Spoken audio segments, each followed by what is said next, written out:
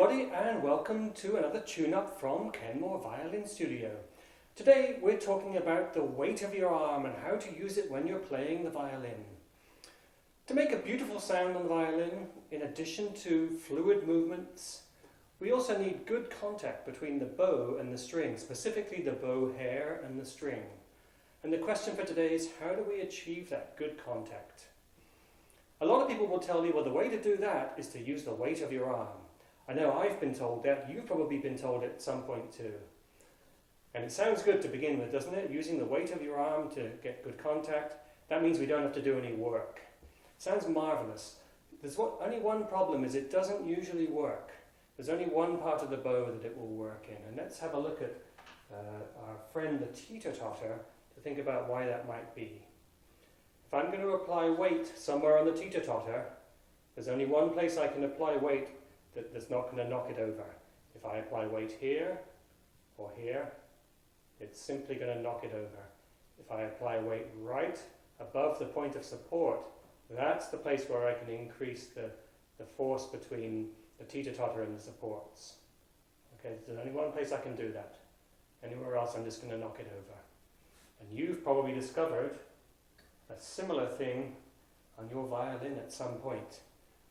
So if I put the bow in the middle and I apply weight, the weight of my arm, what happens? This happens. If I do it at the frog, it might be a different story now.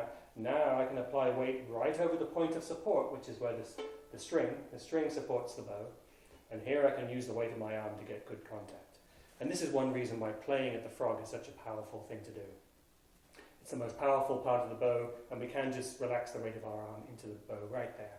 Anywhere else, we actually need force at a distance. The place where we're applying the weight is not the same as the place where the weight is being delivered. That's called action at a distance.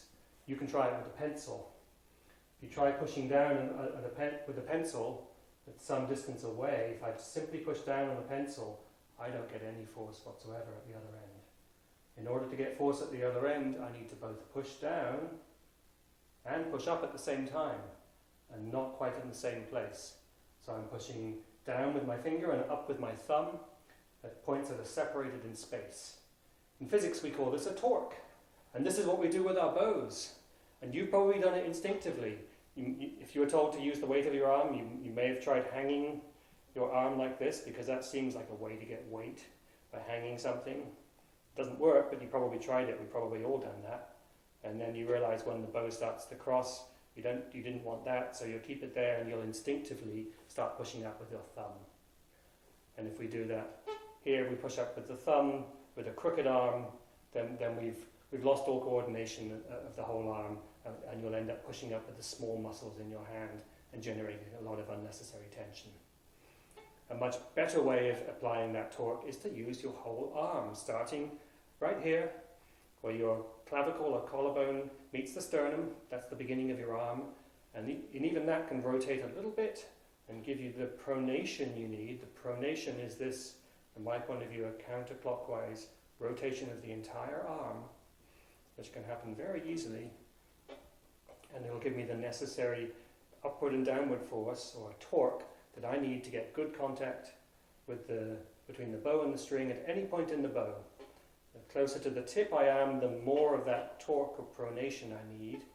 And when I'm near the frog, I don't need much at all, so I can play with a flatter wrist. So that's our idea for today. And I recommend that you stop thinking about using the weight of your arm and think more about how you pronate and apply that torque with your arm in the most healthy way possible. That's our tune-up for today. Thank you for watching.